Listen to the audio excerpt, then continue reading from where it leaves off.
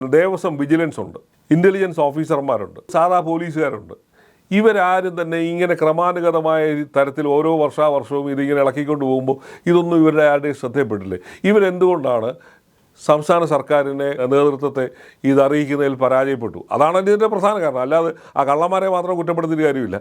അവിടെ ഒരു സംവിധാനമുണ്ട്. ആ സിസ്റ്റം എങ്ങനെയാണ് ഈ ഫെയിലിയറായി എന്നുള്ളൊരു ചോദ്യത്തിന് മറുപടി പറയാൻ ഇവർ ബാധ്യസ്ഥരാണ്. അതുപോലെ തന്നെ ഈ 365 ദിവസവും ഈ വക സുരക്ഷയുടെ ഭാഗമായിട്ട് പോലീസ് ഉദ്യോഗസ്ഥന്മാരും പിന്നെ രഹസ്യാന്വേഷണ വിഭാഗവും ഒക്കെ തന്നെ അവിടെ ഉണ്ട്.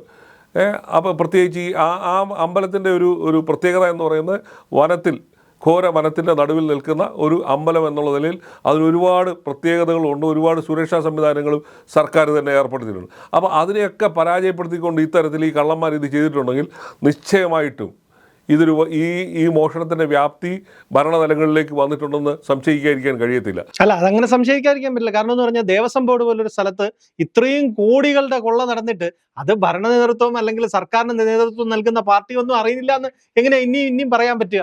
അല്ല ശ്രീത്തെ, അവിടെയാണ് സംശയങ്ങൾ നിൽക്കുന്നത്. അതായത് ഈ ഭരണകൂടത്തിൻ്റെ ഭാഗമായി നിൽക്കുന്ന പ്രധാനപ്പെട്ട 3 പേരാണ് ഇപ്പോൾ ജയിലിൽ കിടക്കുന്നത്.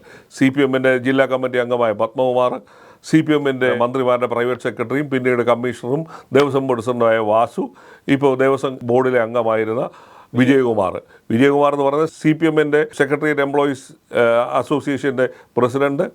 അതിനേക്കാളുപരി അദ്ദേഹം ഒരു അഡീഷണൽ സെക്രട്ടറി ആയിട്ട് വർക്ക് ചെയ്ത ഒരാൾ.